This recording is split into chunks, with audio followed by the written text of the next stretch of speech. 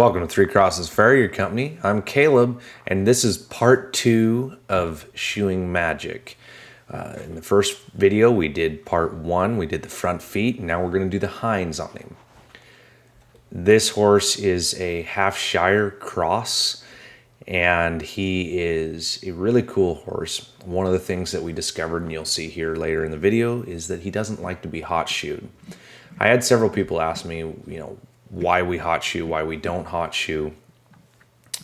I've been shoeing for about 8 years. The guys I learned from were what they call cold bangers. So we shod without heat. We just bend the steel by sheer force.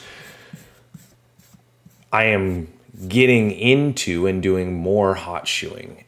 Several reasons for that. Hot shoeing allows you to be more precise in your shape. Sometimes when you're cold banging, you want like 1/8 of an inch, that shoe to come in 1/8 of an inch, and you might hit it once and it comes in 1/2 inch, and you might hit it and it doesn't come in hardly at all.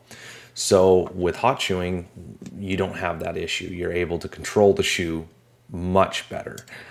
Secondly, it's much easier on your body rather than trying to force the steel to do what you want through brute force.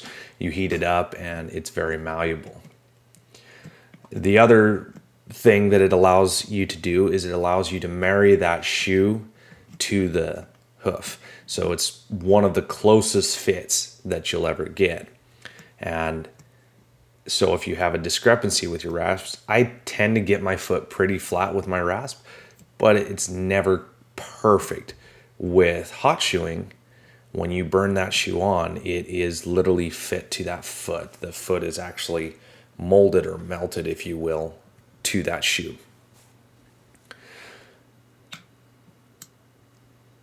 Now here, you're going to see I'm running my nippers around. Again, I can't stress this enough. I think I say this in every video that I do, and that is you need to run your nippers nice and flat. You start, you come all the way back to the heel at the same height, and then you start again and come to the other heel at roughly the same height. And then if we have slight discrepancies, we use the rasp to get rid of that.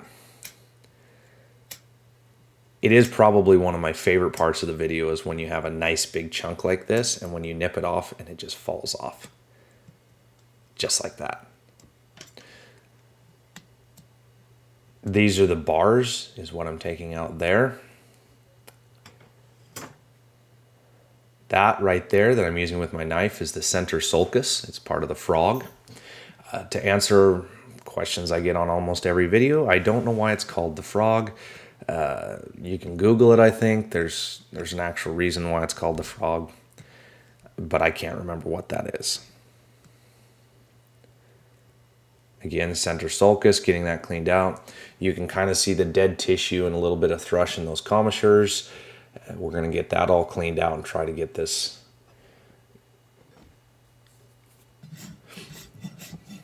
Again, now when I run my rasp, I'm trying to run that rasp as flat as possible.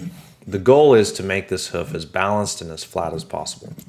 Now here I have a little hook. You can see on both heels I have a little hook. One of the things that I don't think a lot of folks realize is that while the toe distorts, the rest of the foot also distorts depending on where he's putting weight.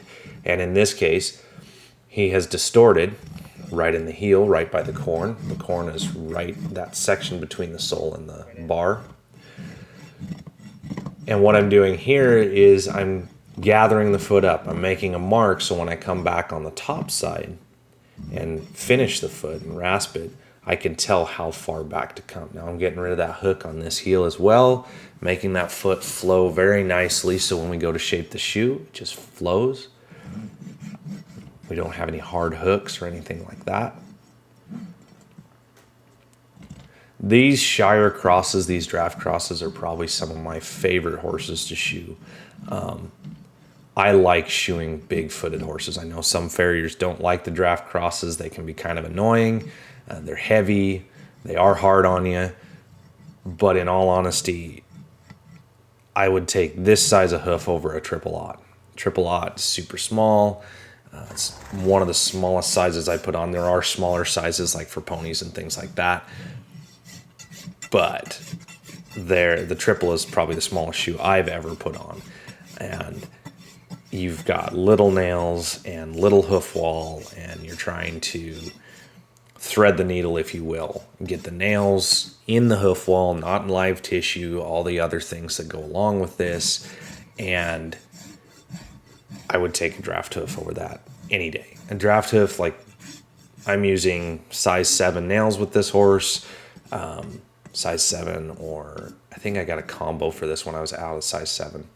Anyway, using bigger nails, bigger shoes, and when you get to drive these, like when you send a nail on one of these draft horses, I mean, you just drive it. You don't sit there and tap on it and just like, okay, is it in the right spot? Like, you have a 1/2 inch to a 1/4 inch of hoof wall here. You don't have to worry as much. Now again, you're seeing my rasp. I'm coming back to that mark that I made while I was on the bottom, and I'm getting rid of all of the distortion.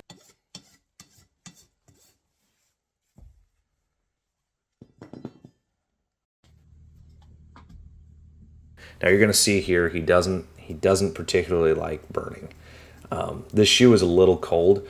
When there's this much steel in a hoof, it is difficult to bend it around. You work very, very hard, and it's very hard on your elbows, on your wrists, because you're just hitting it as hard as you can.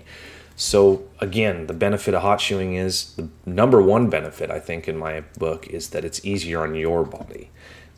Second benefit is I can be a little more precise with my fit. The other thing that's kind of neat about hot shoeing, so I heated the shoe up, did a little adjustment to it, and he doesn't like it. He does not like the smoke. We're going to work on that. Hopefully he'll be okay with it. But the other benefit to hot shoeing is I can see exactly where that foot fits, because it literally makes a mark all the way around the shoe. So if I need to open the shoe up a little bit, I can look and go, oh, well, my fit's not quite what I want. I just need to open it up. Or maybe I need to close it because one of the heels is too far to the inside of the bar stock. When I burn, I can see that. It's actually really nice. You'll also notice right here, these shoes are punched for an E-head nail. I was out of E-head nails, so what I used here was a combo. It's not perfect, but it'll work. It does fine. Shoes are punched for different nails.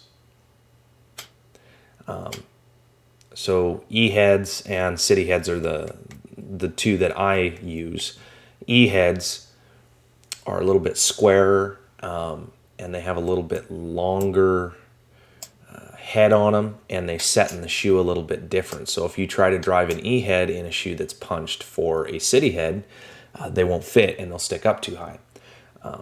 In this case, I'm punching a combo, or driving a combo into the hoof instead of an E-head.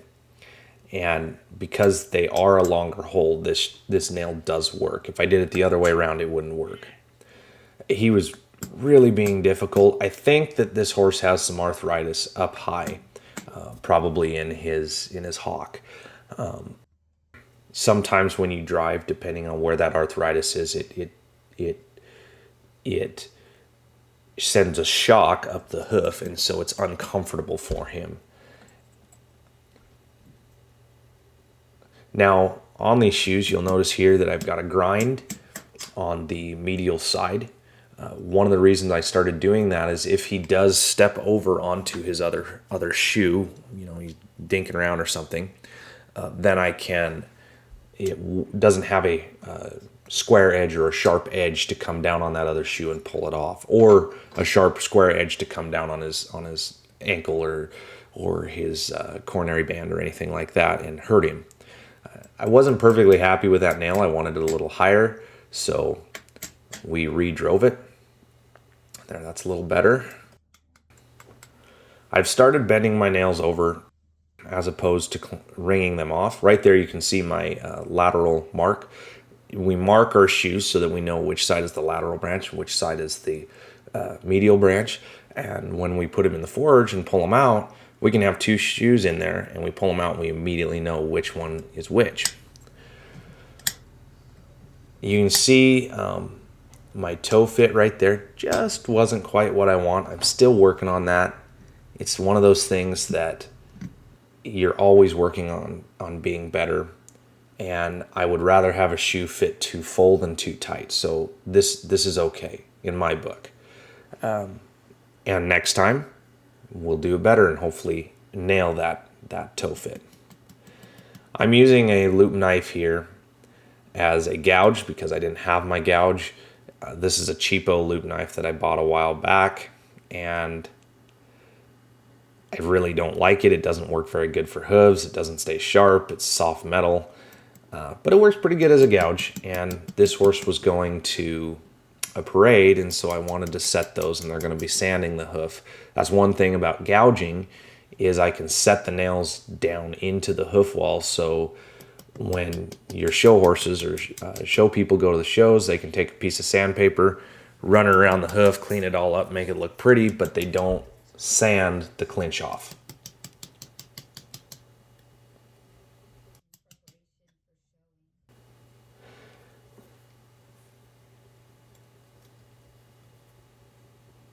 Now here I'm just squaring those clinches just a little bit more. There we go. And you can see the gouge, we're going to set that right down into the gouge. Just like that. When we're nailing, we are shooting for an ascending line. Back nail being lowest, front nail being the highest. This is not bad. This is pretty good. That front nail could be a little higher, but it looks good. It's pretty straight nail line. I happen to love these buffers. They're amazing. They take a lot of work out. On a smaller horse, I will usually use like a sand block or whatever rather than this. These can take off too much outer hoof wall, which can over time cause you issues because it thins the hoof wall, especially as you're going up high like that. In getting the whole hoof wall, you can, if you're not careful, especially with power tools like this, you can actually cause problems later by thinning the hoof wall down. With these big drafts, you don't really have to worry about that. Like I said, they have a 1/4 inch to a 1/2 inch of hoof wall. And you can see I kind of boxed that little where I missed where I was a little bit too wide on that side. I just boxed it a little bit and it'll be perfect. Now we're going to put a little hoof oil on it. I like to do this, especially because it just finishes the foot. It just makes it look good, just adds that little bit of pizzazz it needs, in my opinion. I don't want too much oil because it'll pick up dust, so I try to kind of wipe it off. Now we're going to do the other side. And the first things you're going to note about this particular hoof is he's broken it out on the medial side. See that big chunk that's missing? And we're going to address that later. Again, taking out the dead hoof wall, exfoliating the bottom of the foot. People ask, well, what did horses do in the wild? Well, in the wild, horses move a lot. I think the average distance that a wild horse travels a day is 20 miles over all kinds of different terrain, over sand, over dirt, over rock, over all kinds of different terrain. And what that does is it gets rid of the dead hoof. It literally exfoliates, or the abrasion acts as a piece of sandpaper and takes out the dead hoof wall. And the dead hoof wall serves that purpose. That's what it's designed for. It builds up a callus, and that hoof wall exfoliates and then grows back and exfoliates and grows back and exfoliates. In captivity, this is not the case. The horses don't travel as much, so when we come and trim them, we have to exfoliate the horse like they would if they were traveling. And we do it at a larger increment because this would chip off a little bits at a time. And in this case, we're doing more. So you have more hoof coming off at one time because he's not exfoliating over the 6 to 8 week period that he's been in the pasture. I really should tie them feathers up. He has such long feathers that they do get in the way just a little bit. You also have to be careful when you have long feathers like this if you're burning a shoe on. One of the stories that I heard from another farrier years ago, the guy that trained her was shoeing draft horses, and big draft horses. They were like size 10s. They were double the size of this foot here. And they were show drafts. The guy that owned them was really proud of their feathers, so he would groom them and keep them all nice and looking pretty and white and beautiful. What he failed to tell this farrier was that he used WD-40 to make them shiny. And when this farrier, he was in a hurry, got to the barn, jumped out of the truck, started banging shoes, got them ready to roll, went to burn them on, and he touched the bottom of that foot, and he got a piece of the feather, and it went up like kindling. It literally caught on fire and was burning, and so he's smacking the fire out with his hands. Needless to say, the horse wasn't harmed. No one was harmed, but the horse lost quite a bit of his feathers, which pissed off the client. I guess the moral of the story is don't use WD-40 when you're going to hot shoe horses. I guess on our end, we actually, my buddy and I were shoeing a horse last winter, and it was 17 degrees. It was so cold. So we had the forge fired, we had heaters, we had everything going, and we're shoeing these horses. And this mare that we had was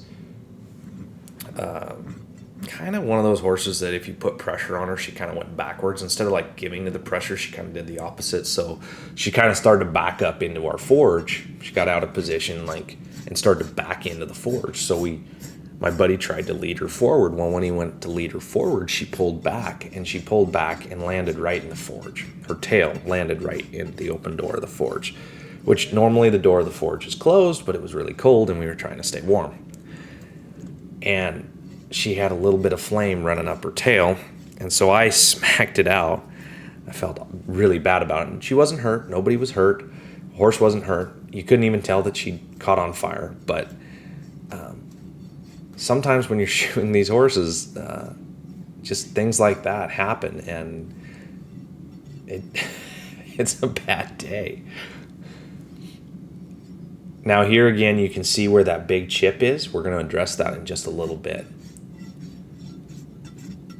Again, trying to go to that mark that I had.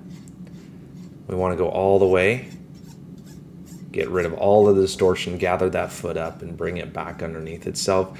This horse, I mentioned earlier that I'm fairly certain that he's got some arthritis in his hocks. I also think that's the case because he has had some issues with his back end, and when we put these shoes on, it kind of went away. I extended the heels a little bit on these shoes. You're going to see me try to burn it again. The shoe is pretty cold at this point. Now here you can see I'm way too far. There we go. Now I'm squared up. I was going to widen that shoe just a little bit. I apologize. I didn't get a video of nailing this foot up. He was really uncomfortable and didn't want to stand very good, and so we got the shoe on as best we could. These right here are the hoof stands that I use. I happen to love these hoof stands. And I'm not just saying that because they're one of our sponsors, but they're a really cool company. They have great customer service. I've had several people order from them, and they're like, oh, we're out of stock. We'll send you a different hoof stand, different color, if you will, and then we'll send you the one you want when we get it in. They're an amazing company. And what I like about them is that they have a one attachment that does both jobs. So it works as a post and it works as a cradle. And you can see there, he doesn't like the pounding. Now, again, I didn't miss on this side, the medial side. I didn't miss that. That hoof wall's broken out. So we're going to address that in a little bit. I've started doing this where I cut the nails off. I think it allows me to make a much prettier finished job. Little things like this. You're always trying to improve your trade.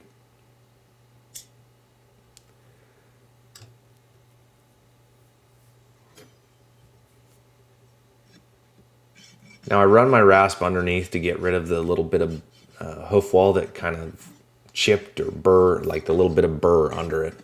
And then I'll run my gouge, take off those little bits, square the clinches. We're going to run our gouge right here. I'm sure there's somebody here going, why would you do that to a loop knife? I just really don't like this loop knife, and I don't intend to ever use it on a hoof other than in this situation.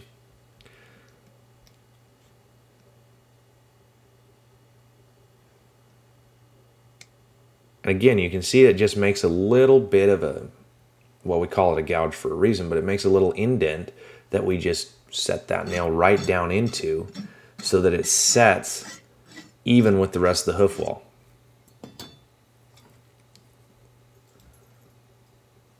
Again, apologize for my arm getting in the way of the process. That's one of the hard things for me is I've been doing videos for quite a while now, and unfortunately I don't normally have someone to film for me, and so sometimes my camera angle is kind of what it is. Now I'm gonna box that just a little bit with my rasp, and I'm also, see that chunky, it's dead right there, and it's kind of chipped. It's not solid hoof wall, so we're gonna go in and we're gonna get rid of that, so when we go to glue here in a minute, we don't have a bunch of hoof wall that's going to break off. Because what we want to do, we don't want a bunch of hoof wall in there that's chippy and not attached, so that when we glue, it just comes off anyway. So we want the glue to adhere to solid, live, good tissue.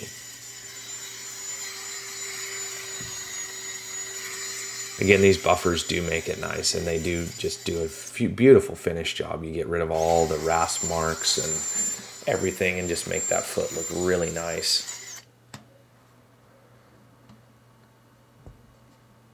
Again, you can see in this video how that cradle works, how we used it as a cradle and now we're using it as a post. So I've changed the products that I use. I'm now using Castle. I used to use Glue U, but Glue U has been out of stock. And they've changed their attachments. They just keep changing things. And I'm not a person that likes change. I find something that works and I like to stick with it. Now, I saw a video recently where a farrier didn't use the saran wrap. And I used to do that. He didn't use saran wrap, and he ended up had to rasp the glue. The saran wrap is really amazing because it not only does it push that glue into every little crack and orifice and everything, but it allows it to, as we pull the saran wrap off here, you'll see that it literally just molded it to the hoof. So it acts as like a mold. It just keeps it, looks like it's just part of the hoof now. And you don't have to rasp it. If you do, you just, I hit it with my sander right there, and that's it. You don't have to sit there and rasp it off. And it saves time. Also keeps it clean if you're shoeing somewhere that doesn't have like concrete or rubber matting to stand on. If you're standing in gravel, it always gets gravel and dirt and grass and stuff stuck in it. So if you use the saran wrap, it keeps it nice and clean.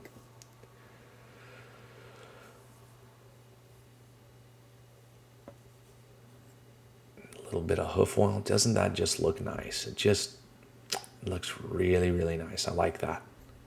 And that should about do it for today. I hope you guys enjoyed the video. Like and subscribe. Let us know what you think in the comments. Let us know if you want to hear more stories about some of the things we see and do in the farrier industry. Again, I would really like to do a big shout out to my sponsor, Hoof. They've been a great company to work with, and we're actually going to be seeing them at the National Farrier Convention here in a week. I'm super pumped about that. We will have tons of content coming from there. So stay tuned, enjoy the rest of your day, and we'll catch you next time.